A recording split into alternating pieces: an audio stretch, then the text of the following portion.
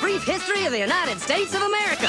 Hi, boys and girls, ready to get started? Once upon a time, there were these people in Europe called pilgrims, and they were afraid of being persecuted.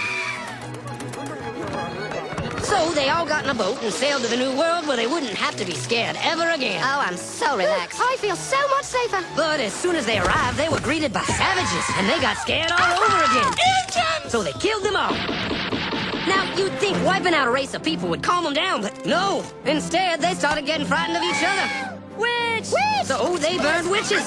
In 1775, they started killing the British so they could be free. And it worked, but they still didn't feel safe. So they passed a Second Amendment which said every white man could keep his gun. I loves my gun. Loves my gun. Which brings us to the genius idea of slavery. You see, boys and girls, the white people back then were also afraid of doing any work. So they went to Africa, kidnapped thousands of black people, brought them back to America, and forced them to work very hard for no money.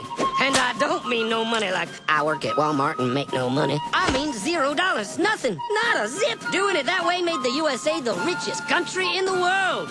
So did having all that money and free help calm the white people down? No way. They got even more afraid. That's because after 200 years of slavery, the black people now outnumbered the white people in many parts of the South. Well, you can pretty much guess what came next. The slaves started rebelling. There were uprisings. And old master's heads got chopped off. And when white people heard of this, they were freaking out and going, I want to live. Don't kill me, big black man.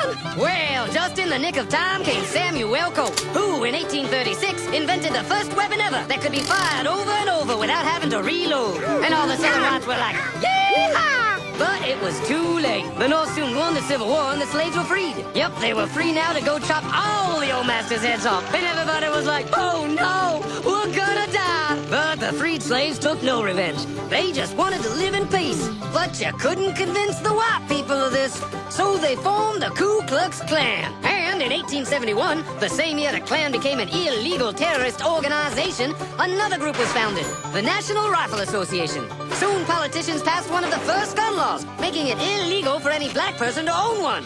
It was a great year for America, the KKK and the NRA. Of course, they had nothing to do with each other, and this was just a coincidence. One group legally promoted responsible gun ownership, and the other group shot and lynched black people. And that's the way it was all the way to 1955, when a black woman broke the law by refusing to move to the back of the bus. White people just couldn't believe it. Huh? Why won't she move? What's going on? Man, all hell broke loose. Black people everywhere started demanding their rights, and white people had a major freaky fear meltdown, and they were all like, run away! Run away!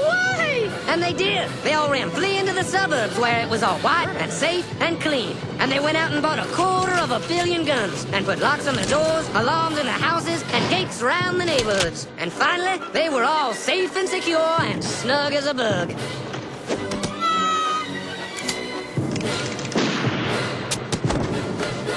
And everyone lived happily ever after.